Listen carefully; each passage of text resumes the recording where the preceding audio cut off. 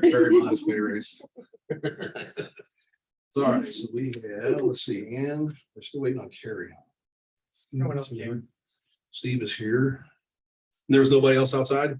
Yeah. Okay. We'll give Carrie a few more minutes. If she joins in. That means everybody else is here.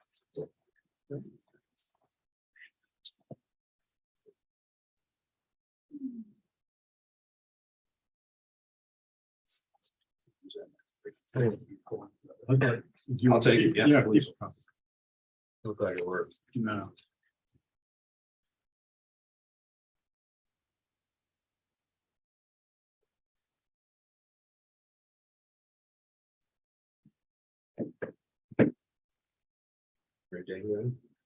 Good. That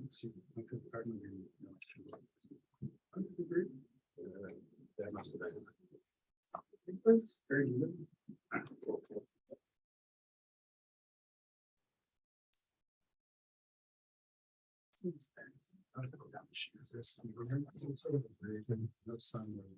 Thank you. Here are the great stops.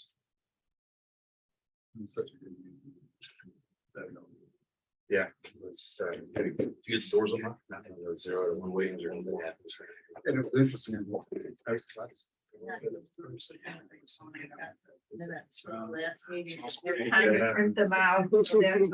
Yeah, yeah. On the phone. Good, that she did. And he went very, I didn't know, we were. I did something really smart, going for about 25 miles or so after. But got back and we went to Golden Cards for dinner. And the game was on. Yeah, I wasn't paying much attention to it because the score was 7-1, 9-1 or whatever. So,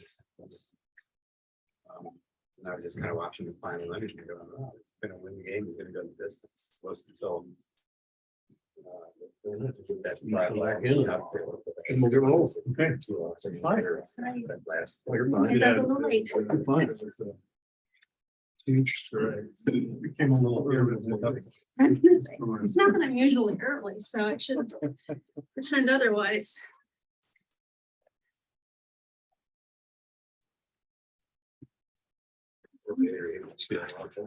Although I don't.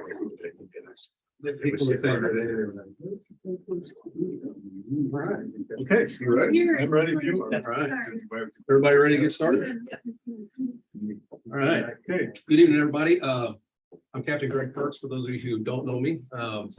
And this is Chris Redford. He's the chair of this. We actually talked today. And so moving forward with this traffic advisory commission, we're going to actually start doing it a little bit more like a commission. And the chair is going to take over and run the meetings and do the agendas and that kind of thing. And I'm going to step back as the liaison. And so that's kind of the role we're going to take with it. All right. So because I believe the traffic advisory commission is going to get more active, to be honest with you. So that's kind of the role we're going to take. So I'm going to hand it right over to Chris. You must know something we don't know. If you look at the agenda. So look at the. So turn it over to you, and you can start with a roll call. So everybody, this is Erin Clippy. She's going to be the one doing the minutes for us for the meeting. And so we're going to do a roll call so she knows everybody who is present as far as the commission members go. So, Okay. want to call them off, or you want to start them off? I need to start or go around the table now. Chris. Okay. Steve. Right. Carrie Falkenrath, got it. I'm Clark Hotaling. Okay. Bob Fox. Okay. Susan Sunderland. Okay. And Zoom. Oh, all right. And Baron Kemp, yes. There we go. Well, we're glad you're with us, and you don't seem so, you don't look ill, but I know you hope so. I hope you heal quickly. Thank you. Do we normally give the people who are the other people here an opportunity to introduce themselves, or is that not required? Not required. Okay. Not required for that. So then we pull up the agenda. Yes, the next thing on the agenda is, oh yeah, we need to look at the agenda. Yep. Forgot mine. Did you bring one? Thank you. Oh, okay, I forgot mine. Had everything else. So the first thing on the agenda is to review and approve the minutes. Right, and I resent an email out today to everybody, because we have the 2 new members, so I want to make sure you had a minute to look at those. Those were, the last time we met was December 13th, I had no correction. so. So then we would do a motion to approve and then a second, and then Okay, I did not get a chance to see them. I didn't either. Didn't notice they Well- got sent. they're about 6 pages long. Oh, okay. I mean, we can table the approval until the next meeting. We can table the approval. Yeah. Yeah. Sent out in January and then again today. Okay. I don't know why I didn't get them, but I didn't. That's all Okay. right. Want to table it until approval is on the next meeting? So I guess, can I do that or do I need a Absolutely. motion? We got a motion to have that. So Second, we'll table them until the next meeting. All right, Approval of the December 13th meeting minutes. okay. So now we're down to new business. First item of new business is to restrict parking on Valley Road on Wednesdays for trash pickup and on snow days. That's, and did you want to speak to that? Right, so we had a resident on Valley Road, and Sergeant Flannery is here as well. He can talk about this a little bit, that wants to restrict the parking on that road only during those times. And as a police department for enforcement of that, we don't believe that that is viable to do only on a snow day, because then we have to think about, well, what is a snow day? And how much snow falls, and then who's gonna measure the snow? And then when is that parking restricted? And whatnot, and then on the other days. So if you want to add anything to it. Yeah, I received lots of complaints for trash that Waste Management will just skip Whole Street, but they can't get through. So that happens actually on a very regular basis. So I'm all for that. Like Captain Kirk said, the snow day, I've seen some cities say 2 inches. So does that mean it's okay to park there till it gets 1.5 inches? So I think if we do that, there needs to be a clear definition of what snow day is. The recommendation for it that we can present to the council, but we're not in big favor of the snow day one. Because depending on the type of snow, we either plow, we salt, or we don't do anything. So, if it's powdery snow and it's blowing away, then we're not gonna call the plows out, in the middle of the night for that. So it's very, I guess, subjective based on. Is the complaint that it doesn't get plowed? Complaint is the congestion that with parking on both sides of the street that the plows can't get through and the trash trucks can't get through. Is it currently, it looks like there's signs for no parking on the west side? So there's no currently any restrictions? That's a pretty narrow. It's a very- It is, very narrow it's street looking area. about 16 feet wide. It's a narrow street. Really narrow. Can we restrict on just trash days for sure? You can make that recommendation. I mean, that's up to you guys. We wouldn't be opposed to that on trash days. Can the trash trucks get through there with parking on one side? No. So it has to be no parking for them to get through. Right. Because Because at what time would that be? Would that be 6 in the morning or 6 at night or? see, now you're relying upon the trash company for showing up at the appropriate time to Right. pick up. And depending on what route that the trash company puts that road on, depends on what time they go down to pick up trash. And just about the time you put a sign up, they'll change the day. Or the company will change, the contract with the trash company will change and everything will change Yeah. for that as well. I would assume they have a set route. So we would probably in a ballpark figure, but we'd have to contact Waste Management. Right. Any other comments, thoughts? I think limiting on one side of the street on part of one state makes sense. I mean, I was on the street today and trash bins were still out there, hadn't been picked up this afternoon. And I couldn't imagine, I measured 16 feet, I couldn't imagine how a truck can get by somebody parked, but particularly if there's sometimes at both sides of the street. So I'm thinking one side of the street But it sounds like even that is tight. won't be enough. won't be enough. So what is it now? There's no parking at all, or you can park on You can both park on sides? sides. I You can swear I park on saw a both sides. sign, no parking.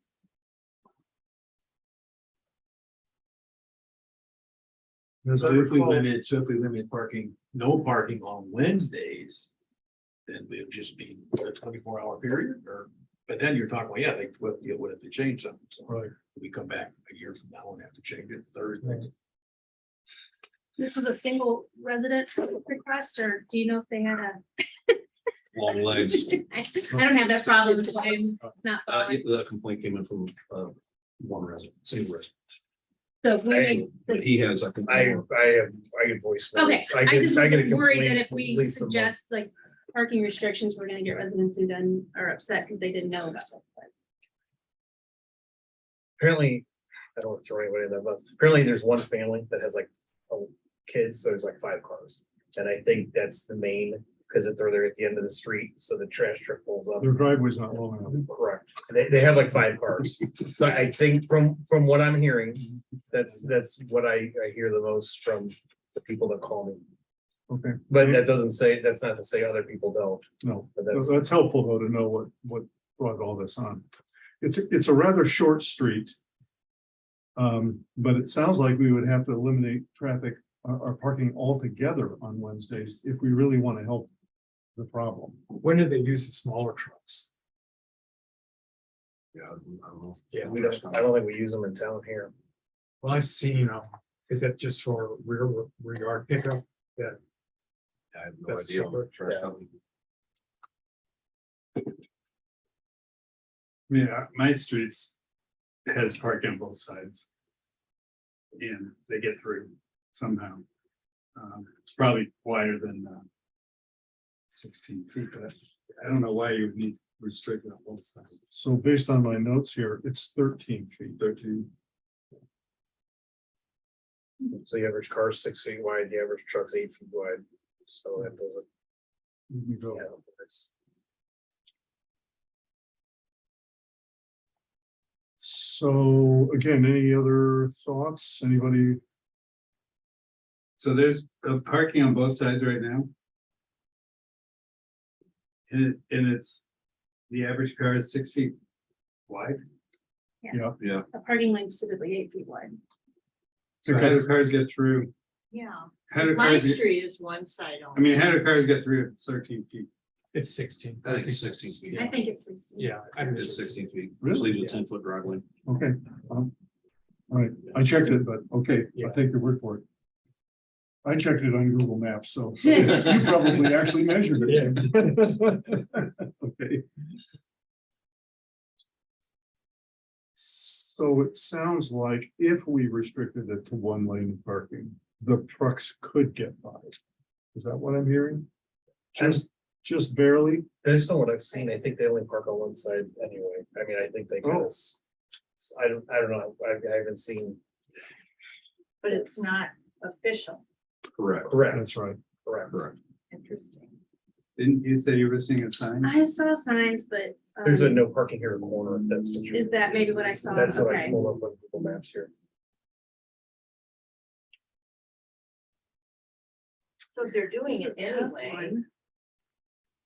it seems logical to just make it. Just official. make it official.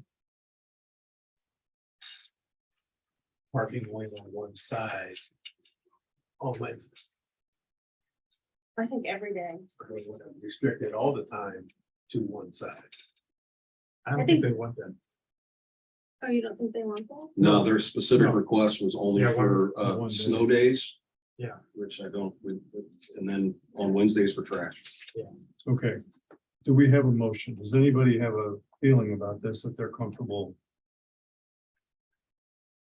I motion no parking one side of the street on either side, 6 AM to 6 PM on Wednesdays. Okay, Or, I mean, could you say Wednesdays, or how do you deal with the trash pickup days until it's been pushed back? You would have to put the specific date You'd on have the to put sign. the It would date have on. to say Wednesdays. And then if you have Because a you could- holiday though, then it'll be pushed back. That's what I'm guessing. Right. exactly. And that's where I got to. There we are. Trash company change and the other things that I was recommending, that as soon as the city has another contract that comes in, a company comes in and then they change pickup on that day from Wednesdays to Tuesdays. And then holidays, it throws it off and everything. It was requesting something specifically for trash pickup.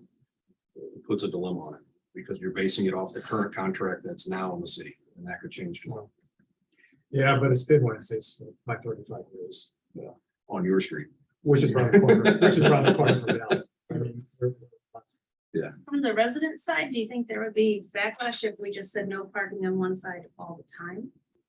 Since they do it anyway. Since, yeah. And I think maybe we start there, and if the trash trucks continue to not go through, then that's something to revisit. Well, one thing we would have to do is we would have to go out and contact the residents and see if we were gonna do this, because obviously it's their it's residents that live on that street. Okay, so now I want to respect your motion. Okay. It sounds like we might need to do some homework. Is that fair? So can we appoint an individual or a committee to do that homework? It's a good question. Well, my gosh. Yeah, I was gonna say, you make the rules, right? Hardly. Steve, do you want to restate your motion and we could vote on that and then move on? Well, it sounds like, I mean, I don't know if it has to be done with a motion or we can just do that. I hear that it's not consensus about it. So, Okay, Right, doesn't have to have a motion. So what we Yeah. can do is we can reach back out to the person who submitted this okay, and say that the commission talked about it and they're wanting to get more input from the remaining residents on the street about restricting the parking on one side all the time, Monday through Friday. Okay, Monday through Friday, which would be any trash day. got it. And then we'll see what we can get from that. And then if the residents there, because really they should be the ones doing the work. If the residents want it, then they should be the ones going out and getting the petition for the residents all on that street that say, yes, this is what we want. Okay. And then we can I feel a revisit lot more that. comfortable with that Yes, than doing something very much. permanent based on. Okay, we'll email back out to the resident for this one, and contact, and then once I get this information back, I'll forward it back to you. Okay. And we can move forward from there. So, Would have them define a snow day too. Just so we meet their needs and Right. like they're requesting. Could it be like if the schools are closed? No, it's no day. It could be something along the lines of that, whatever it would be, but. And then if you start saying Then 2 again- inches, it's like. Yeah, then Ruler. again, we don't know because sometimes, if Kirkwood closes and Webster doesn't, or does Yeah. close and then vice versa. So it isn't, Well, Webster School. right, but it would make, Well, if one side's closed, they could still get a plow down in theory, the other side. If everybody's correct. That would eliminate the snow day. parked close enough to the curb, yeah. Any other discussion? Okay, thank you. We'll move on to the second item. Allow parking on east side of Grant, particularly the 1300 block. So I also measured this one, and I could be off a little bit, but it looked to me like it's 20 feet if you don't include the concrete along one side. And that concrete varies a little bit, but it's 8 to 9 feet along one side. So that makes it a 28 to 29 foot wide road. There's plenty of room, I think, but I don't know what the speed limit is. Carrie, do you know that? 25? Isn't there a big curve there at the 13? Yeah, there's 1300 block is two curves. There is. Yeah. So if you put a car there and coming around the curve, Yeah, I think you'd have a site distance issue. That would be an engineering study, I would think, that the city would want to do that. Okay, It's just, that was my thoughts too. And I think the driving portion is only 20 to 22 feet. yeah, it is. So It is. Okay. Any other do conversations? you happen to know what the reasoning was on that one? Parking's simply a family with younger drivers that are coming up and they're owning more cars and they don't have a place to park them. And so we did go out and measure it, and there is space for a parking lane, but only on one side of the roadway. Yeah. And other parts of Grant Road, we do allow parking on Grant on other sections. This is the one section where it's restricted. Which Probably because the site distance. could be site distance in that, which we would have to do a study on that. that's the So same with, So you actually might be able to do it a little further away from the curve where the site distance isn't a problem, Possibly. but you want to be careful about, We'd have to actually have that measured and that sort of stuff. okay? So I don't want you to volunteer for something that Well, that would be worth it. I mean, we just push it off to our public works to go measure the site distance and that stuff. Will we make a recommendation for only the 1300 block, or would we make a recommendation for, I mean, they said specifically 1300, does that mean only? Well, Well, that's the only one issue that came in, to be Okay. honest with you. And if I'm correct about this, that extra concrete space ends about where around the curve. And then the street is now 20 feet again, and I'm not sure you would want to do that. See what you see on the, Yeah, no, I believe you.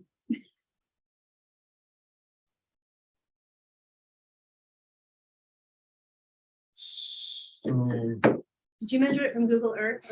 Okay, so the extra 8 feet of pavement, was that on the east side? It was on the, I think it was. Because I think that, If you go close to Big Ben. right? Yeah, that's it. That's it. sidewalk. It's elevated. It's back a curve. Oh, It's it curve is. height. Yeah, because I walk it all the time. Oh, I'm sorry. No, that's okay. I misunderstood that. I thought that was an extension of the roadway. I don't Okay. think they have don't anything in think the we way of want people- shoulder on Grant. I don't think we want people to run driving on that. Yeah, so I think that pavement you're seeing is a Sidewalk. sidewalk. They have extra wide sidewalk for that section. Okay, thank you for pointing that out. I only know because I walk that. I almost drove over and looked at it, but I got lazy. All right, so There is the parking lot. Further south? Further south. Yeah. I'm surprised because it's actually, Near Watson or, Down to, yeah, on the Watson. and it's center stripe the whole way. Yes. So for vehicles to pass around cars that are parked, do they need to cross the yellow line? Or Yes. Are there a lot of cars that park on Grant now in the No. areas where they I don't? don't see them. No. I don't see them either. I hate to sound harsh here, but Oh, it seems like we're making a big inconvenience for a lot of people to convenience one person who has 5 cars. Well, and to get technical about it, it's classified as a major collector street, which is I mean, I don't know if the city, I didn't get as far as to look at the city has ordinances on what level streets they allow parking and they don't, but that's a collector street is supposed to be more of a long distance, higher traffic street. So I would think that the less parking on there, the better. I agree. I don't think we should allow. Mainly because of the curve and site distance. That's an increase. I agree. I mean, they may not be able to park as close to their house as they want to, but the teenagers will grow up and move on. We went through that on our street and they just had to park around the corner. So.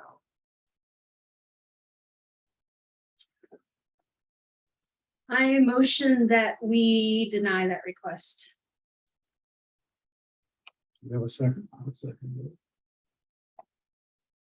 All in favor? There you go. Very well. That one is turned down.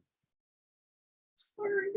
The next one, request for a stop sign at the corner of Holland Avenue and Willis. So I will discuss that on the PD standpoint very briefly. Okay. That is an L intersection that has no intersecting streets to it whatsoever. It is a hard 90. And there, if we based it off of the MUTCD recommendations for a stop sign, and then even going by the City of Webster Grove's lowered numbers for what a stop sign is required, this intersection will never meet those requirements. And quite frankly, the PD would just recommend that to deny a stop sign at that location. In the past 5 years, we've had no traffic accidents and no traffic data there whatsoever at this intersection. And so we feel that Well, who was the instigator of this? there was a citizen that complained that the cars were speeding through that intersection at a high rate of speed and whatnot. And I can tell you it is a hard 90. So according to the aerial, there's a stop sign for one direction of traffic. Were they asking for the other? The other direction. But which direction are you talking? Coming south on So or coming east on?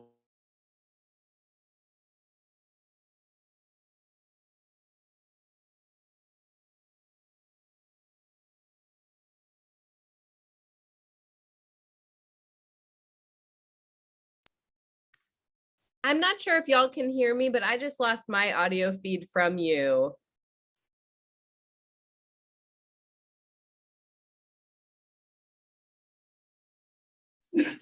How did it mute? we were Oh, muted. you know what? I set I'm my back. book down. Oh, now we lost your face. Here we are. There we are. Okay. I set my binder on and it muted you. Muted you.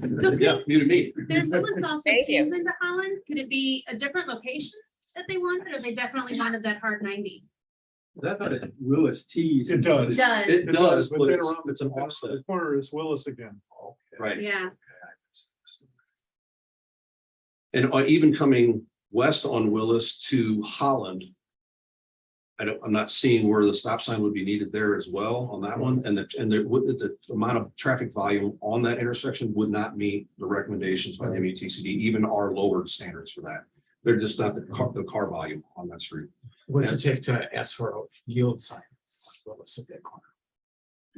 I didn't know if maybe there's a sight distance issue, because this looks like a Well, hill. It's a grade down. Yeah, But there's nothing to block, other than the being a hill, there's nothing to block your sight. It's correct. yeah, my only thought was if you're coming around Willis and someone's coming up that hill, you might not see them See. turn in the corner, but that was just a guess. We have zero crash data there. Yeah, in okay. 5 years. And would a stop sign really help that situation? Can I? Only if they choose to follow it. And given the amount of traffic, they might not. Right. Ken Perk said the key point though, that cars are going too fast around the curve, so we never use a stop sign for speed control. Mm-mm. That's actually in the federal manual. MUTCD says you don't never use a stop sign for speed, because it actually has a negative effect downstream.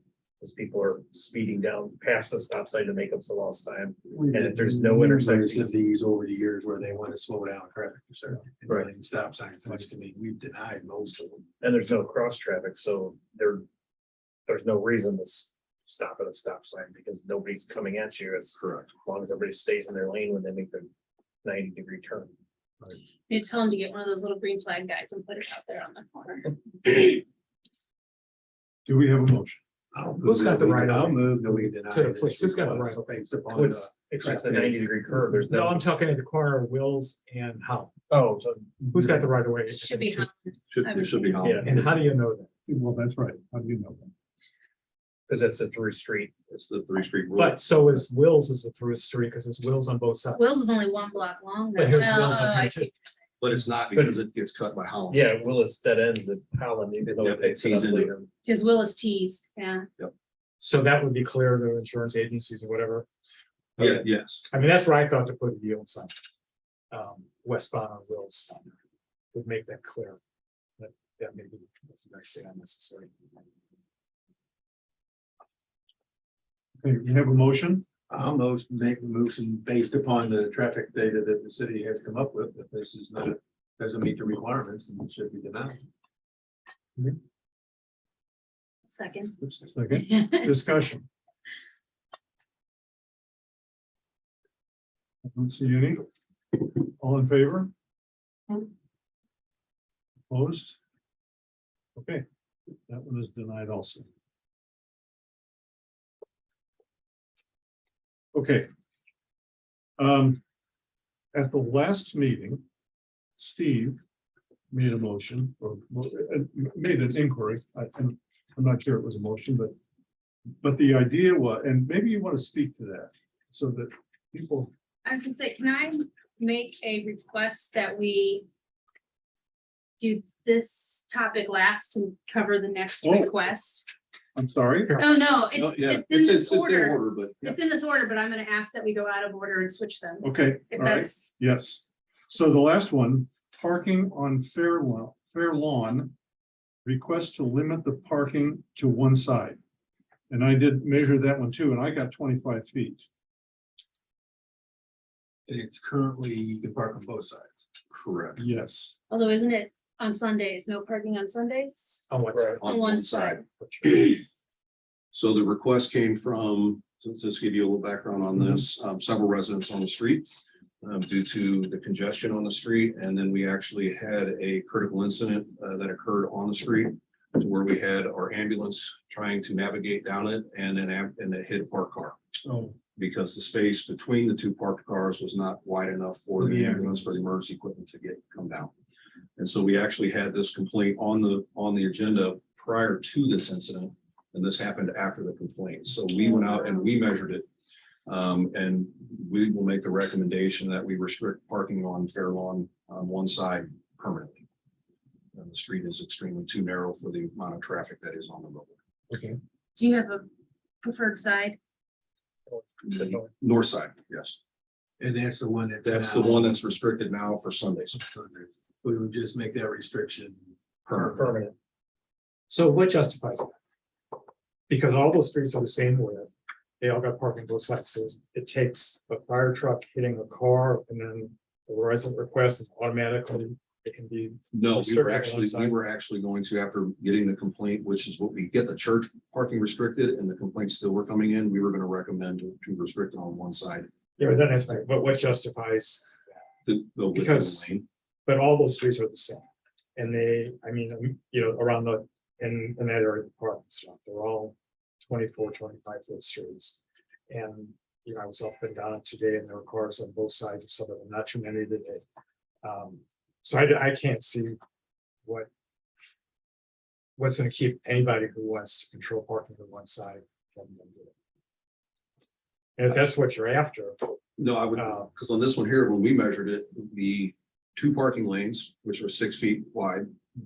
And then the drive lane, the street wasn't wide enough to have 2 parking lanes and the recommended width of the drive lane in between. so it's that's 24-foot street. So we're justifying off of that.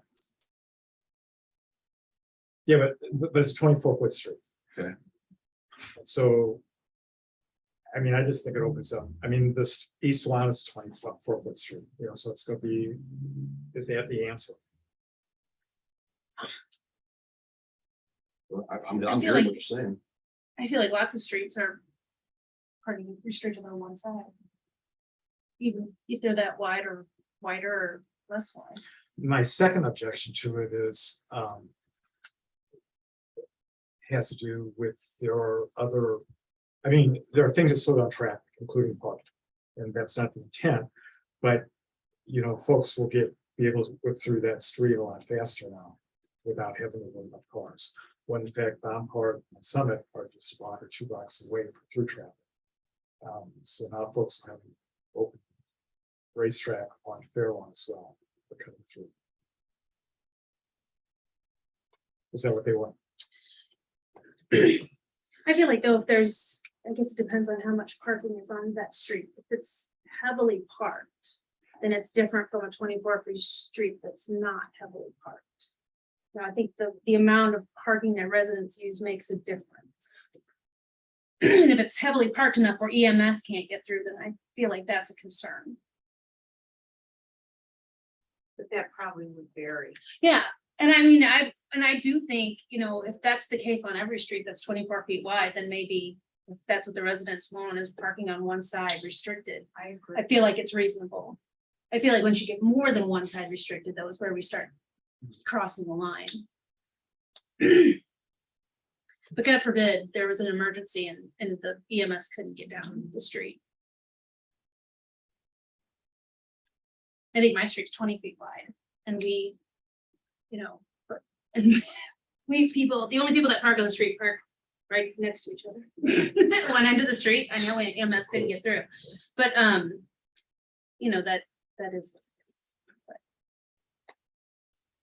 I don't know, that's my 2 cents. I don't know. Other comments? Anybody? I think what Steve's saying is, we're gonna do it on this street, but we don't have a real policy of what, you know, how we're treating streets. You know, this one's crowded, this one isn't. Well, 5 years from now, that one might be crowded. That one might not. Well, remember, one of the things that is that these requests come in from the residents on those streets. We don't have a blanketed approach to every street in the city of Webster Groves. We have an approach to when somebody presents a problem on their street and they're looking at what can we do on that street to address it. If it's on street X and they don't have any issues with it, why would we address And that? I'm thinking maybe we should have more of a citywide sort of, what are the streets for? The street really isn't, they don't own it. We all own that street. Whether you're driving through it or biking through it or walking through it or live on that street. So it seems a little, I don't know, it just seems a little, I guess it's nice to accommodate what people want. But I don't know if that's really the right thing to do, but I'm just listening to this and I just don't feel like I have enough knowledge really to make a decision on, you know, this one street. So would we feel better taking a closer look at it? Maybe talking to some of the other residents to see if it's something that other people also want to change. rather than, is that fair? Sure. Okay, But it seems like the issue is EMS can't get through. And it's 24 feet. Why does it matter if the residents on that street? Right. Don't want parking on both sides, but on my, how wide is my street? Right. Which is West Cedar. Can you look on your, Oh, yeah. between Gore and Gray? But I think what Captain Perk said is, you know, when the people on the street have a problem is when it comes up for review. Well, we don't have a petition, we have one resident, More than one. But I feel like when safety is an issue, that's when we really I kick. agree. but then goes back to the point Sorry. is, it's, No, Cedar. Go ahead. well, I'm just saying, but then go back to what you said, safety is an issue, but it's an issue on any 24-foot street. exactly. It is, but as soon as the In residents, front of your house, you live with those two cars, you know, ambulance can't get through. no, and at some point, and people on our street have said, maybe we should do something about this, but we haven't hit the point yet where we have The been. ambulance hasn't hit any cars Right, yet. or we haven't, you know, we just haven't hit that point yet for somebody, but if we did, then I feel like then it comes to this committee and we're the first line of defense. So I'm not sensing a consensus. I'm seeing two distinctly different arguments, so. Does anybody want to jump in and make a motion, or do we? Do we kick the can to let these guys look into it a little bit? I would make a motion that we approve it based on the safety concerns. Not everybody, I mean, like, not everybody's gonna vote for it, but I'll make that motion. Because I think if it does come down to an issue on another street, then we address that street at the I time. agree. I agree. I don't know if we having a blanket thing would really be worth the money. So let me make sure I got this motion correct. So what I heard was that we are going to, the motion is to approve this request because of the safety issue. And treat any other streets as they come up. And, oh, I guess this is also upon the city recommendation as well. And yes, and on the city recommendation. Okay, all in favor? 3, 4, 5. Okay, Opposed? yeah, any opposed? Abstain. Okay. Okay, I think it passes.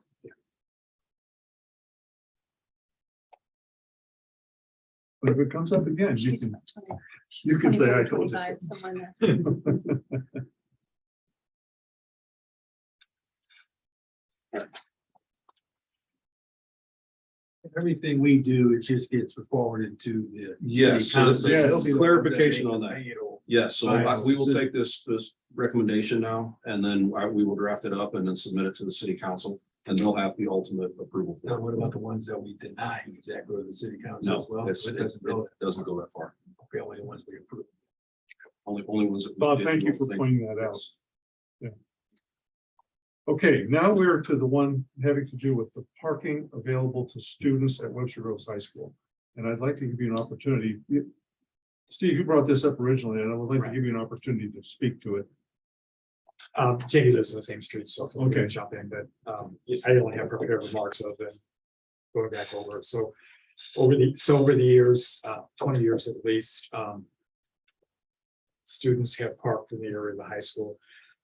20 years ago, the closest blocks, residents spoke up and said they wanted restrictions. So total blocks have restrictions posted that basically disallow students from parking anywhere on those blocks at high school. I warned them at the time that would push those cars onto other streets like ours, haven't done so. And so we're dealing with unsafe issue on the 200 block of East Swan now because of cars that have been pushed there from blocks closer to the high school. So I think the decision is whether to just go ahead and, folks are tired of it, whether some are saying, well, let's just go ahead and just live it to one side of the street. Or do we take a view that students have a right to park in the vicinity of the high school and that they shouldn't keep being pushed further out onto other blocks? This problem just keep being pushed further. And so to go back and to set a policy which allows for some student parking on every block in the vicinity of the high school. Okay. So well, I think this is one that we probably should have a discussion about. before we try to make a motion. Oh, absolutely. So normally, as chair, I would not throw in my 2 cents worth. Because, you know, somebody has to kind of be the arbiter, but in this case, after the last meeting, I went and did some homework. And I took the time to write up what I found. So I'm gonna pass these out. I apologize for not getting them to you before the meeting so that you'd have a chance to read these. But I think this will be helpful.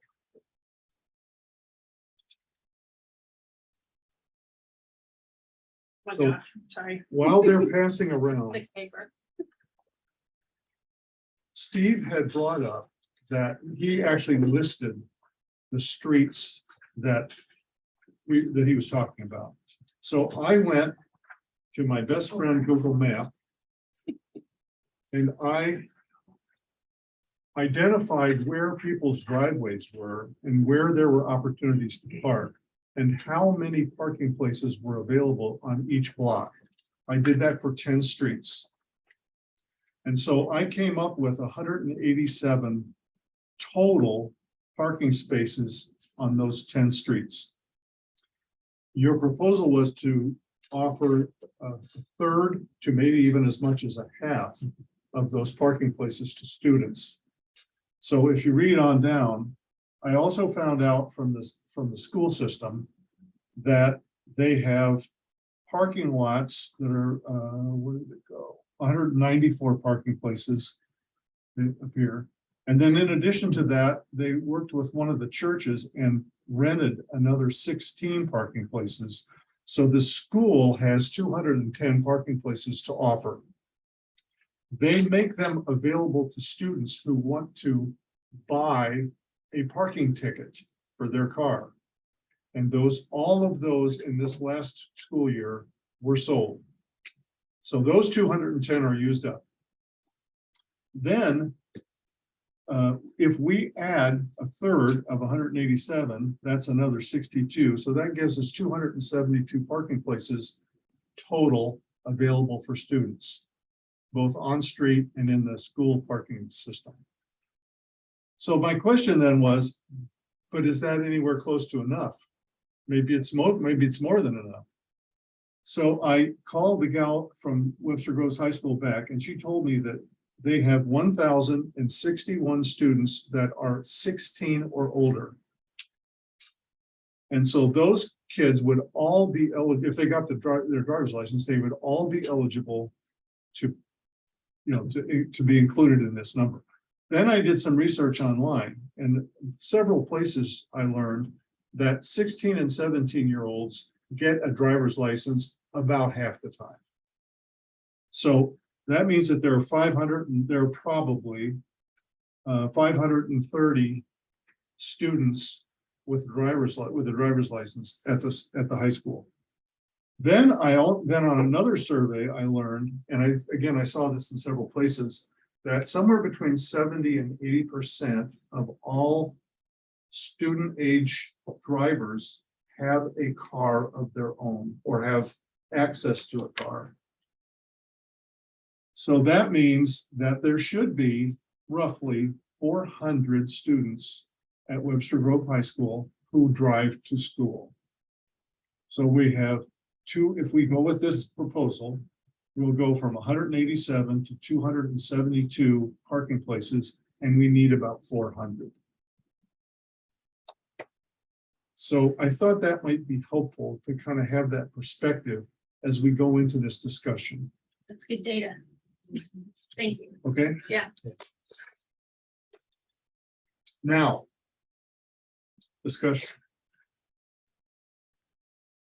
Well, I'll jump in because this, before I even knew of Steve's, I guess, request or suggestion, when this came up, because we had, in the fall, we had a request to limit parking on Oakwood or somewhere north in the, Yeah. street names aren't coming up. Spencer and Rosemont. Rosemont, yeah. Yeah.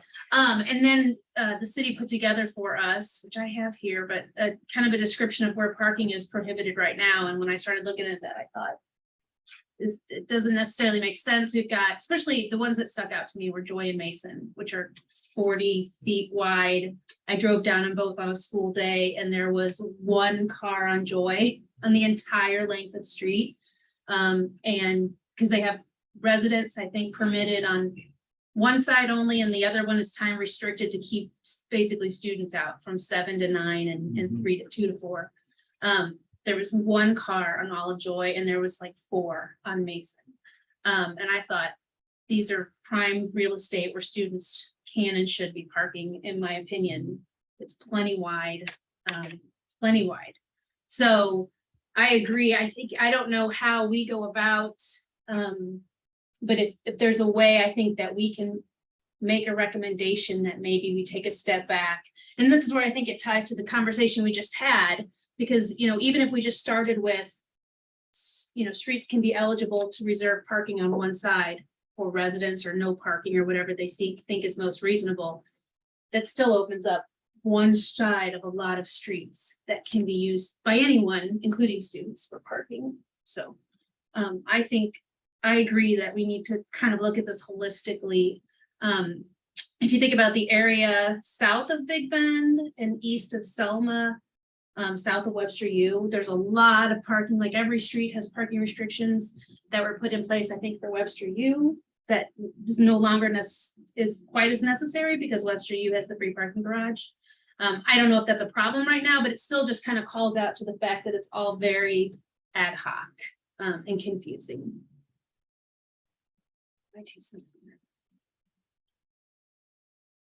I have a question. I didn't see it specifically in the minutes from last time. I'm sorry if it's already been discussed, but how much of a problem is it right now? For residents or Yeah. students? Oh, President, I mean, for it to be brought to the table. It depends on the street. So there are some areas, so the 200 block of East Swan is 30 cars. Sometimes about, 15 on each side. And it's tough to get through the street sometimes. It would be impossible for a fire engine. and that seems unfair. Meanwhile, Selma and the 100, or is that the 400 block of Swan, 400, right? Yeah, 300, 400. Yeah, nobody's parked on it Right. at all. Meanwhile, one block down has everyone parked on it. Which makes me feel like if we look at some of these other ones, especially the wider streets, and open those up and let some students park there, then it'll hopefully relieve some of the demand, on Swan and Sylvester and some of these other streets possibly. To me, part of this goes back to what you said, Clark, that instead of a piecemeal approach, we kind of need a much broader. Which is vision. probably why they got restricted, right? Someone complained, they came here and said, okay, we're gonna restrict it Exactly. on this street. Right, which is how Rosemont asked for restrictions just last fall, and it was. I was gonna bring that up, that Joy and Mason, since I've been here, have been restricted for parking.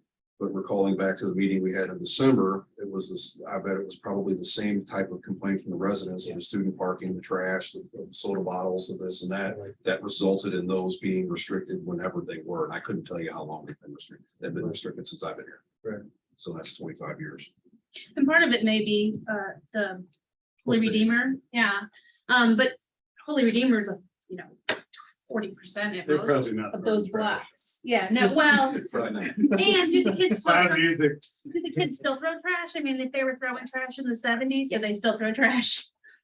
That answers that question. Now, I have, there's one little tiny part, a problem that I have with doing this. And that is, we're going to have to designate which spots are available to these students. Maybe in some cases, it's one side of the street, but in some cases, it's going to be 4 places here, 6 places there. And how do we, number one, how do we get that done? But number two, how do we know that there's a student filling that spot? Well, that would mean we'd have to put stickers on the cars to know whether it was a student or not a student. And I'm not sure that's a reasonable expectation for our police department to go down the street and say, oh, this one's got a sticker and that one doesn't have a sticker. We already have residential I parking. can tell you it's difficult enough on the resident only parking. Yeah, So- I think that's an issue that you have to live with. I mean, if there's a resident in an area that's non-restricted and they park in the street, the student just says that's not. Right, but then how do we enforce that if it's? Well, you don't enforce it. That's what I'm saying. So how would we enforce a student car versus a resident car? We wouldn't be able to. Well, the determine residents can park anywhere that's Anywhere, but open. a student would have to have a sticker or not, but how do we know that the student didn't just park there and doesn't have a sticker on his car? Now I'm assuming that's a resident's car and I don't ticket it, but it was a student who just took that spot and didn't get a sticker. It's a cumbersome thing. That's very, why- it's almost impossible to regulate that. I feel like it might make more sense to just open up No, what, one side of every street to parking. yeah, well, that's what I think we're in agreement. It's just open parking. Oh, open parking. Okay, Yeah, I thought you were just talking open about still the No. student parking spots. No. Okay. Because residents can park there. Yeah. As long as they're parked there at 6 AM or 7 Yeah, they've AM got or the spot. overnight, they've got that spot. Right. Students can use it. Okay, Yeah. now I thought, I thought you were. So now, so that's a lot easier to do. I agree. So the streets that are narrow and can only handle parking on one side, students just can't park there. They just park in anywhere open that's a resident's not Park in. anywhere. I think that from what I've seen in the past, where that gets tricky is a resident leaves at 7 AM and comes home at 10 and is then upset because they can't park on the street because Right. their spot got filled. Right. But predominantly in Webster Groves, houses have off-street parking. Yeah. So I think, I don't know, I know I can guarantee that that's gonna be a complaint if we were to go down this path, and I don't know what we do about that, but I feel like it might be just the most simple, is to say, once I start with one side of every street is open parking and the other side is not. Resident only. Yeah, or resident only, or no parking, or, I mean, in cases where we've already got resident, maybe it can remain. I don't know that you guys would want to create any new resident parking. Can I, add one, just for my No, I'm just throwing out stuff for people to on chew on. perspective, we do not predominantly have off-street parking, so I think that area, Which area? Tuxedo Park. Most of us at least have one car that parks in the street, not more. But you don't have driveways either, or We just, do, okay, but they're often not very large. right, driveways. right. I'm just thinking of the middle of the day coming home, if the street was full, could you use your driveway?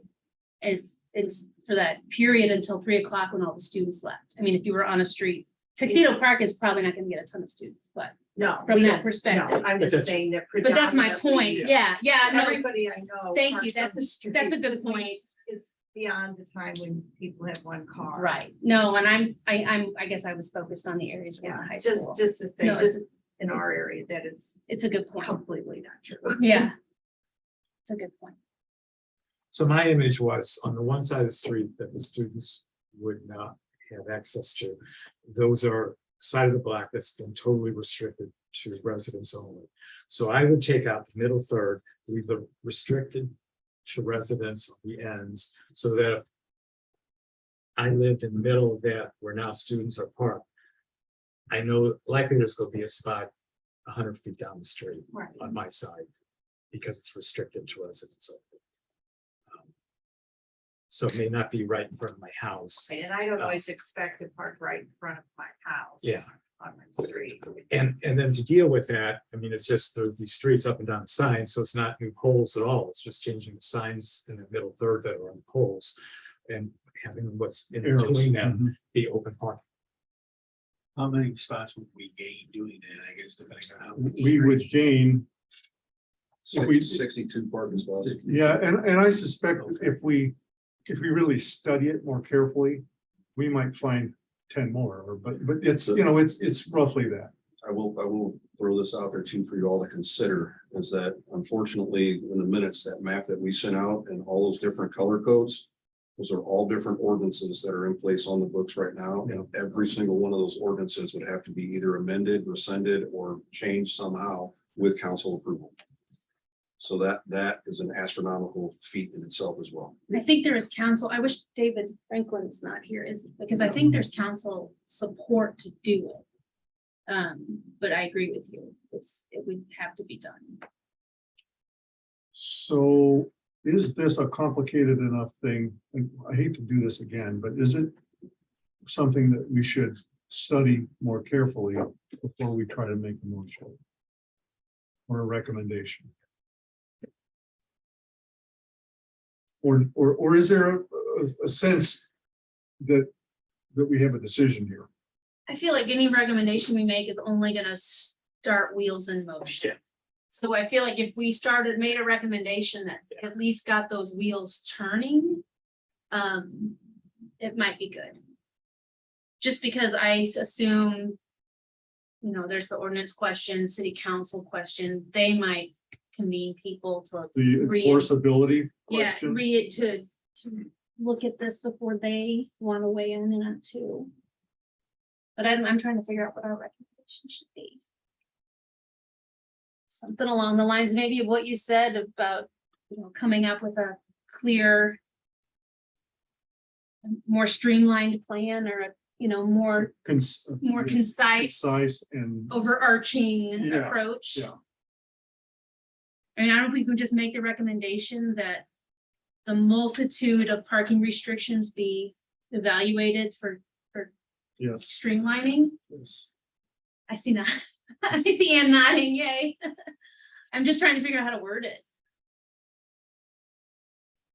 I think recommending that holistic approach you were talking about is essential. So something like what you just said about looking at everything that's on the books and figuring out how to rewrite it would work. Let's see.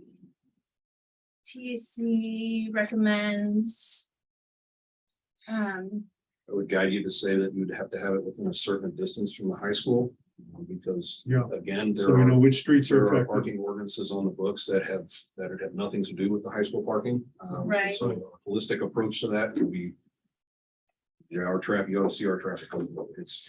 Well- Oh, I'm sure. But I would think you want to look at the number of streets that are around the high school that are being impacted by Yeah. high school parking. Identify them, Identify them and then look at those streets. And address the ordinances or the parking issues on those specific streets. Well, can it just be generalized so that any street that's now or in the future affected by Webster High School parking? I mean, because it's gonna push it. It's within, right, it's Yeah. within a distance. Yeah, Well, even if we said, because I can tell you Maple is not affected by the high school at all. Maple doesn't have any high school parking. But you go 3 streets east and you start getting Sylvester, now you start having. Those parking. people What if in we- Maple are trying to drive 2 blocks closer. Yeah, that's what- yeah. what if we said like a half-mile radius as the crow flies? Half-mile radius puts us out to, it puts us on Lockwood almost from Elm to Old Orchard. Because that's where the high school's sitting right there. Yep. But then it kind of comes up and takes, Webster Park all the way through those requests that we had, which I can never remember the name of that street, Rosemont. It includes Rosemont and up into Webster Park, but not a whole lot, not all the way to the tracks. Would be a good place to start, maybe. I don't think it goes out that far. No, it probably doesn't, but at least then Right. we've got, a half-mile radius is something concrete. Is Bond Park close to Lockwood in there? Here's You would definitely have Bompard in there. Yeah. so that's Barnhart, right? Because it goes Yeah, along you Eden. definitely have it within a half mile of high school. Yeah. So yeah, it goes Barnhart all the way to the second, whatever that But- cross street is. But I think what you're saying is a half a mile, give or take, because it won't be until we actually go in and look street by street by Right. street. Right. That we'll decide, okay, this street's got to be in and that street's got to be out. Right. I think, aren't there restrictions now about part for? There are, About there's 2 blocks. about 2 blocks of permit parking only. Which is Right seen in to Bompard us, Lockwood. since Eric's a part of the Webster parking garage, we've seen a decline in parking. Significant issues problem with parking on theirs. that end of town. Mhm.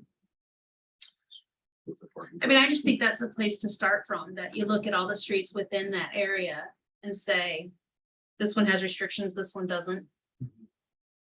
These are for. No, but at least Jerry, if it's you look at limited. the map that was passed Yeah. out in the minutes, I've got it. that's pretty much the streets, but Steve pointed out there were 2 streets that were omitted from that. Sylvester and actually Courage. Yes, Yeah. so we can correct that, but that might be a starting point there, Sylvester. those streets that are Yeah. identified there.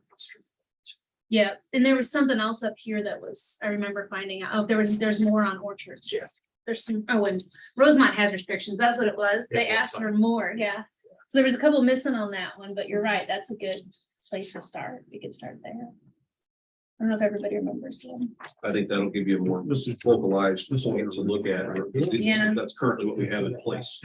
And those are the streets that we believe are most impacted by the parking anyways. And so it'll kind of tighten your view up instead of going a half mile out and looking at streets that have nothing on them that aren't even bothered by this, to really into the streets that are being affected, which is what all those ordinances have been in place for.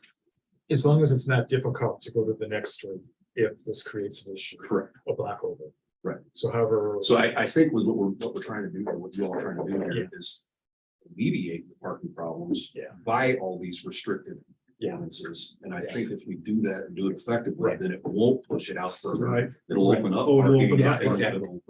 I think we need to balance the load, to treat Carrie, everybody Do fairly. you want to read your statement? Yeah, I was trying to write something down. Here's the TAC recommends evaluating all parking restrictions on it was labeled the high school parking zones map prepared by the city in December of 2021. That's all I've got so far. Okay, We recommend evaluating all parking restrictions for, what are we trying to say?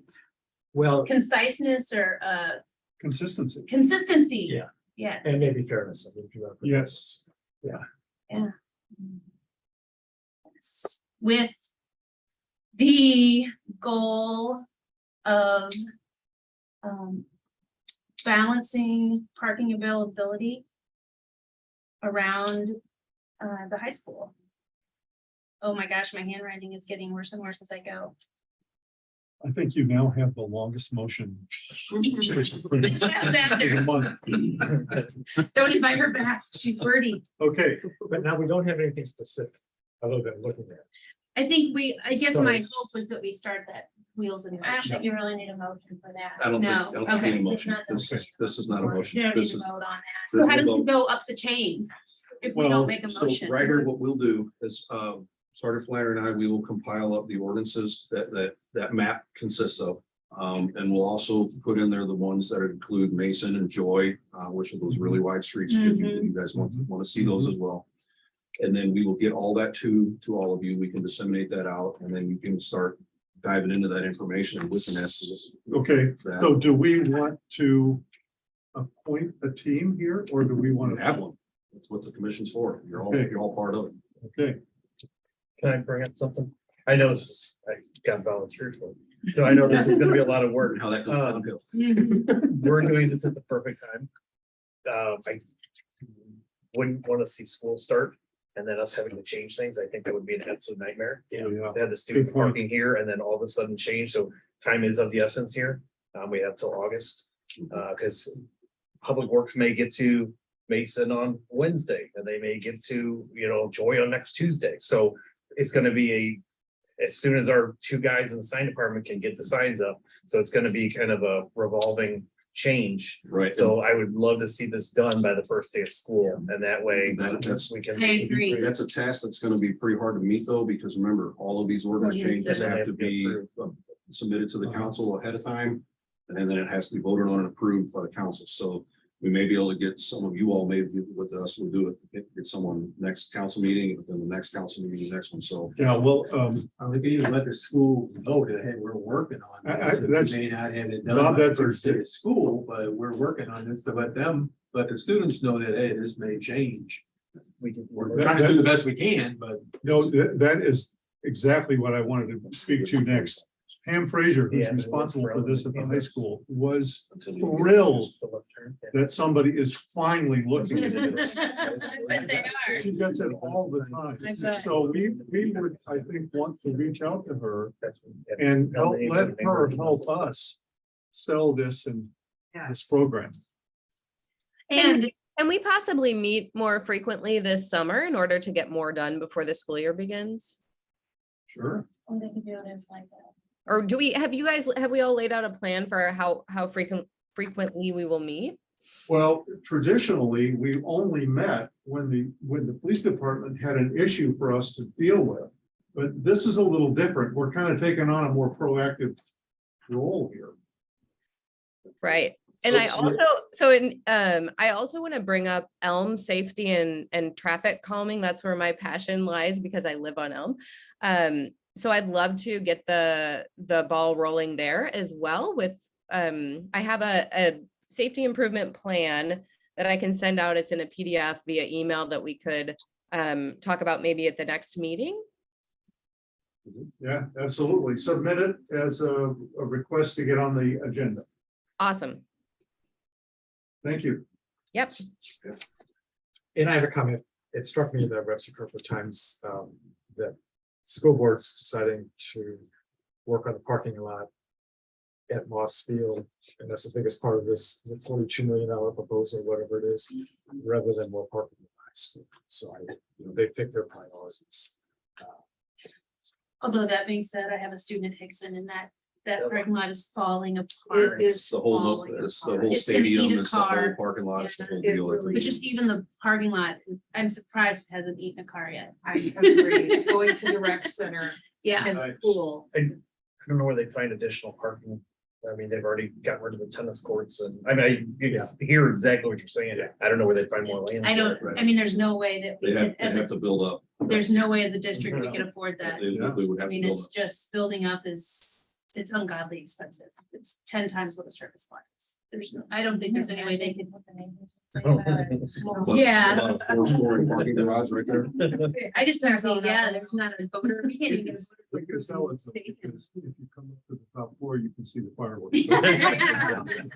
Some tickets to that. Okay, And, oh, I was gonna so, say, no, go ahead. I was just thinking of what Ann said. We did actually you sent the email out that we have AR American Rescue Plan. There's funding that's been assigned, or I guess, I don't know what the word is that I'm trying to find, Allocated. but allocated, thank you, to the Sustainability Commission / Traffic Advisory Commission Yeah. for bike ped and traffic calming, so. What a nice transition. Perfect. So we have a guest from the Sustainability Commission. Yes. Who's going to talk to that? Yeah. Hi, everybody. I'm Jamie Hassemeyer. I've been, the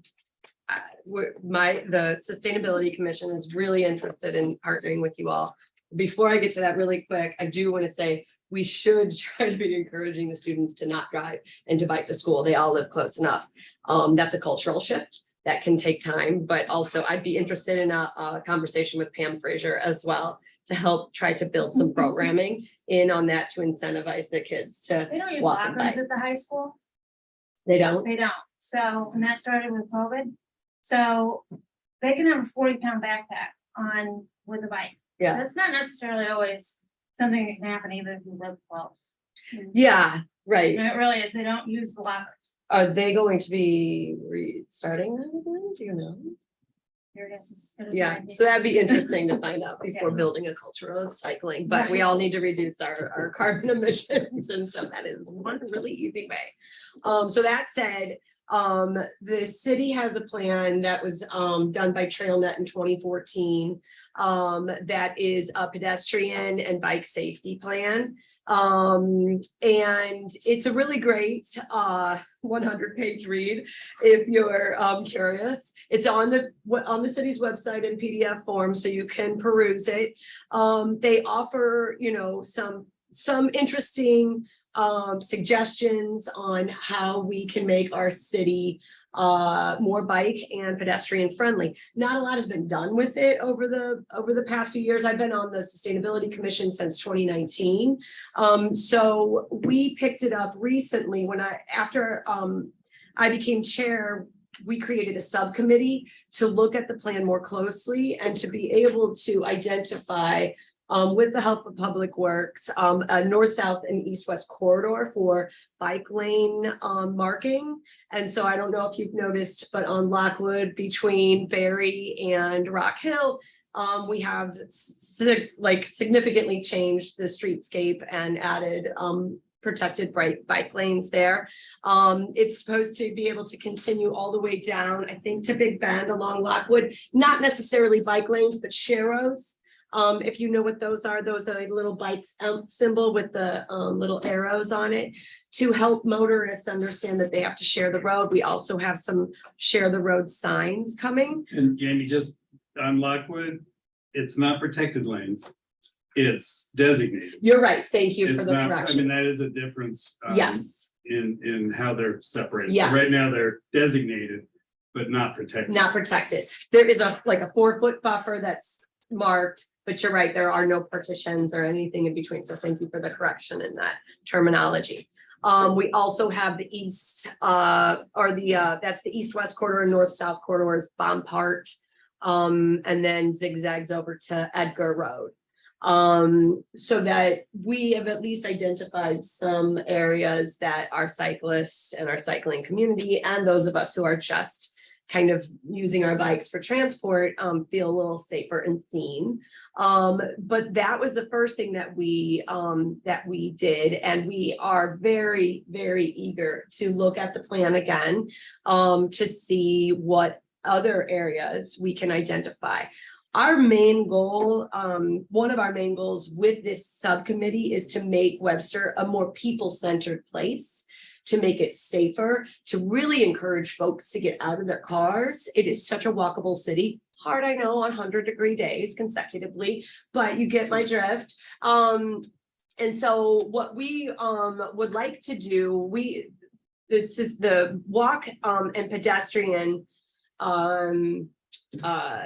issue got a lot of information or a lot of support from the residents who took the balancing act. And so the council saw that and in their budget have allocated $100,000 for making the city more bike and walk safe. I know our subcommittee would love to engage with, if you all, the whole commission, or if you subcommittee out. We like to do things, our subs usually meet in between meetings so that they can just report back. So then we're working throughout the month and moving the issues along. So yeah, that's what I have. Anybody have questions?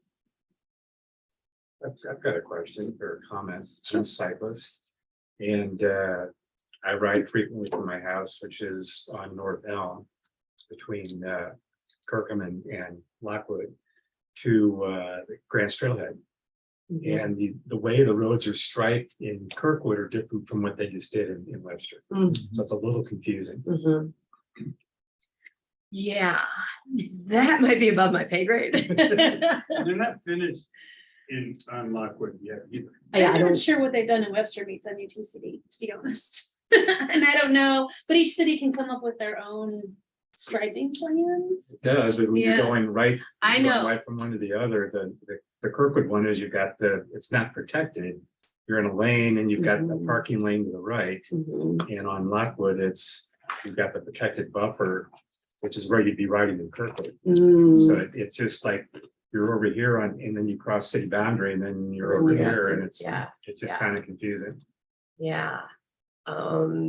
Yeah, municipality to municipality. I guess we can work on that. Okay. Well, communication's a good thing. Yeah. I'm just curious, but have you talked to Great Rivers Greenway? So we were in conversation with Great Rivers during the Douglas Hill discussions, because there was a lot of talk about making those connections.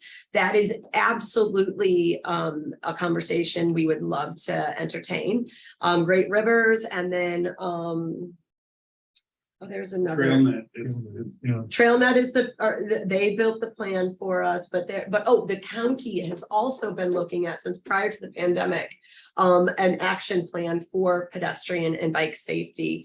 So the reason I mentioned them is that they're all about that and they have Yes. money. Yeah. They're the only ones who have money. Keep that in mind. Yeah. And there's a GRG has a Webster, at least one Webster resident. I don't know if you know Mark Vogel, but he's I've heard of his name and yeah. That so is- he is he's pretty, this is a project manager with GRG. So Cool. he'd be a good one. The no-brainer for me for pedestrian safety is use the sidewalks. But since COVID, 50% of people walking in Webster don't use sidewalks. I know. What you doing about If that? you're walking with a friend, you can't be like. You right can't, back. sidewalks aren't wide enough. Question, on part of Summit, there's a bin where there is no sidewalk. And I submitted a letter to the council at the beginning of COVID and sort of just got a throwback. We'll start a petition and you know, you're on your own. Mhm. But that is very dangerous and has been for many years. It's really between Tuxedo and Fairview. It's where it's the worst, but even to really help Mhm. or even, so. does And your I, commission- but I think going back to what we were saying about a comprehensive plan, it's like, Mhm. next time that's repaved. It would be nice if they were looking at, hey, how do we make this more pedestrian friendly? How do we make this more calming? All those things that, as opposed to just repaving. Because people I walk on do that. ride, yeah, I walk on that section. it's terrible. Yeah, I mean, I walk 90 miles a week on Webster Street. Wow. And that's one of my routes. I mean, I've literally had to jump out of Yeah, the way. Mhm. because there's a Mhm. guardrail right there and Mm. you can't get out. Well, and a little bit farther, I guess, toward Marshall, where it curves, you really can't see, and people are coming. So we're starting to run out of time, Yeah. but I want to follow up on that a little bit. Captain Perks, we all think of the traffic commission as traffic, but pedestrians are traffic too, in a sense. So, and so are bikes. Bicycles on the roadway. So is that something that you should be working with us on, or I'm just, Well, I was just thinking So- from sustainability, I didn't know if that's something. That would be you more know, sustainability and that kind of stuff, and then get into development stuff. So like the police, me being the liaison for the traffic advisory, sidewalks and that is completely out of my oh, my okay. realm. I would have Yeah. no idea about that. I'm not even sure that Designing, that's engineering, I wouldn't. But- Who is Who is your liaison? Todd, Is it Ray. Todd? Okay. So I'll say the director of public works, Mhm. who would be much more educated in the area. of But I think what you're talking about saying- Sidewalks. and- Sense that there's some overlap, Yeah. whether it's, Absolutely. whether it's sustainability or planning or traffic Right. or even DEI. Yeah. Well, we're- we were all of given those money to things- share, so. Yeah. Some All of of these those things things can in overlap. some way overlap. Yeah. Okay. Do we have, I think we've covered the business. Do we have any other comments, anyone? Oh, Yeah, This is a, Your name and your address. okay, my name is Tom Moore. I live at 216 North Elm. Like I said, it's between Kirkham and Lockwood. Uh-huh. And my discussion revolves around trying to get Elm changed between Kirkham and Lockwood. Do we really need a 4-lane highway going through, part of Old Webster? Having lived there for 5 years now, it just looks to me like you don't need 4 lanes there.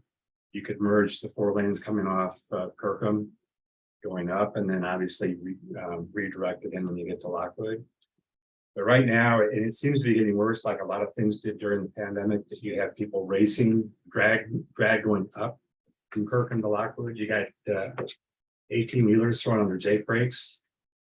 They hit the stoplight at Kirkham going down, obviously they're going too fast. No place to park on the side of the road. If I have people come work on my yard, they're parking on the sidewalk. So I'm wondering if a relatively inexpensive experiment would be to restripe the road. So you've got a median in the middle. You've got 2 lanes going up and down, and then maybe a parking lane on the sides, something like that. could you stay after for a few minutes and we can kind of capture, because I'm falling behind here.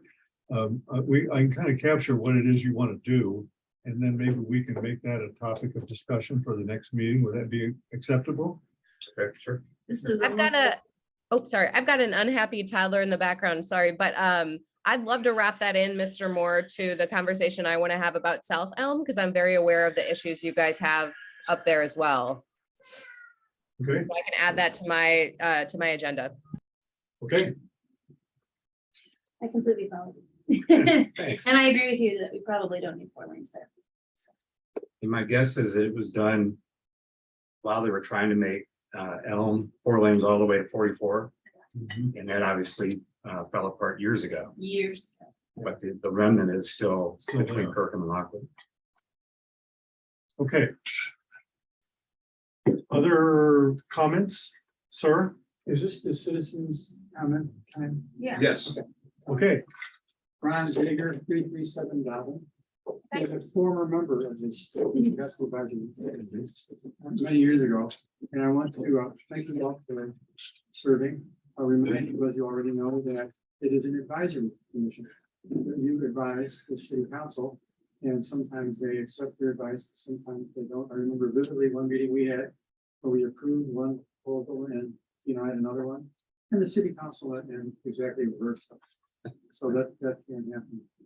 But I also want to compliment you on the direction that I've been hoping to see for some time. And that is that you're becoming more proactive, not just reactive. The time was, and has been for a long time, that you just waited for issues to be brought to you, generally from the police department.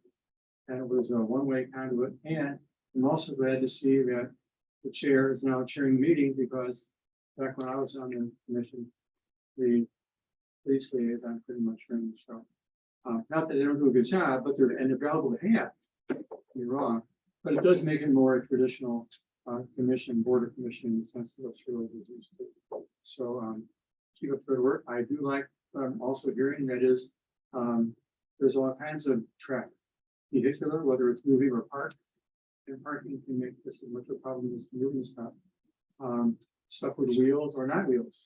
The pedestrian traffic is traffic, and it's called pedestrian traffic. And the police department may not be equipped, and public works maybe more so. And there's some overlap certainly going on with sustainability, which is good to see. I think there's something like 17 or 18 boards and commissions in Webster roads. And it's kind of hard with that many not to have a little bit of overlap. So if you can find little subcommittees where a subcommittee of one people, subcommittee of another, let me just be one or two people talking between the meetings. And finally, I'd like to recommend that you do try to set up, as most of the other boards and commissions have, a monthly meeting.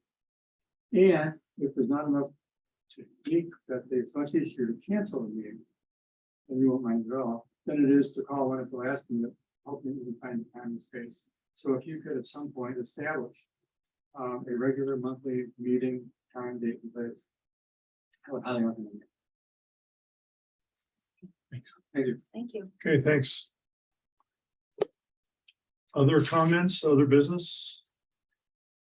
Do I have a motion to adjourn? Well, do we want to set the next meeting? Oh, yes. That's up to you. For liaison from this committee, or we We would have to find out. Yep, I'd have to find out availability and all that was stuff, wondering, so we can't just set a date. We kind of have to use this room, don't we? Because we need the video. I have, yep, I do now have to have the video, so it's the only room I can use. Wow. Can we find out what evenings folks can make it? Okay. Yeah. Who are here? I mean, Yeah, I'm open. Okay. What's the best way to do that? Who's available on Monday nights? All right, if you would like, so we can have a record of this, just an email chain, I Oh, can that'd be start fine. out on an email chain tomorrow. Okay. And just send one out and say, hey, let's start working on trying to get a regular meeting going, and then I can work with the city, because I have to check with the scheduling on what, It'd be easier to find out what's available. what is and then available survey first. that would be Because good to verify. That's very limited to getting this availability. As you can, tonight, we had to sit and wait until the door opened before we could come in, oh, because there was another meeting in here. for those of you who are early. There's the grumpy toddler. Grumpy toddler. But in light of the suggestion that we try to get this resolved with the parking quickly so that we can get it all implemented over the summer, I think we're gonna have to move Yeah, we can start working on that. quick. Sure. So is everybody okay with a meeting? I don't know, I want to say every 3 weeks or 2 weeks until we can get this talked out. You can also do a work session, Yes. Okay, which might be advisable, like instead of a full meeting, you have some people who can make it, and some people who can't, and you want to do a work session where you have one topic that you work on, Got whether it. it's the parking and you have everything and you. I think that's a great Yeah. idea. So then you guys could schedule a work session. Yes. Like separately, Right. that would not have to be held in this meeting or in this room. Right. Couldn't it be Um, held on Zoom if you needed to? Probably. It probably could be, you would have to Yeah, make you sure could that you get- record it, so you'd have that to make sure there's, recorded, and then so we'd somebody have to in that consider. work session would have to take notes on what you guys work on, so that there's a record of the meeting, nothing could be voted on in a work session. So, that, and then you guys, whoever was on that, come back into But this meeting. we can come and up say, with "Hey, this is suggestions what when we we bring want. it to this. What do you to this think? So, but a work session might be a little easier to manage than having A full-on meeting, a full particularly meeting because we're every gonna talk because mostly it'll about be- high school parking. All right, so let's try to go for a monthly meeting for this group for a while and see how it goes. Because we got a few things on the agenda. And then we'll see if we can send out a note to everyone who wants to come to a work session sometime in the next 2 or 3 weeks. Okay, And then we can work on compiling all of our stuff for you all and the ordinances and various stuff like that. yeah, that'd be great. Okay, One more note, yes, I think the Sustainability Commission was potentially looking for a liaison. yes, we really didn't answer your question. So, and you all need to have a vice chair in case Chris is not here. Okay, So I would volunteer to be liaison unless someone else was interested. Take that away. that'd be great. Okay, Thank you. With that, I have to go pick up now. Go. thank you. Thank you everyone for your time. Thank you. Very good to see you. Nice to meet you. Bye. everyone. Thanks to Till Tatum High. I will. The vice chair. Yes, Oh, vice vice chair. And do you need that now? It'd be helpful.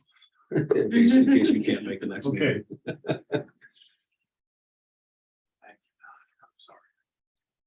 And I feel way too inexperienced yet. It's my first meeting. I'm with you. I was kind of thinking of you, and you like the vice chair? How about your toddler? Would your toddler like the vice chair? Francis would like to vice chair. She is vice chair. She's on it, look at her. Exactly. paying attention. She just gave you a big nod. All right, I will volunteer. Bless you. Although this is I didn't want to say it out loud. It's a crazy summer for me. So Sorry. we'll just all cross our fingers and see what we can put Yeah. together. That's right. Okay. Move to adjourn. Just a reminder that if you're gonna have meetings and work sessions under the open meetings law, they do have to be advertised. Yes, Especially if you're gonna be zooming them so that. Yes. me and others, if you're not meeting here, you still attend. And we'll do that. Are the Yeah, work why don't sessions you go open? straight Are they open? Yes. Okay.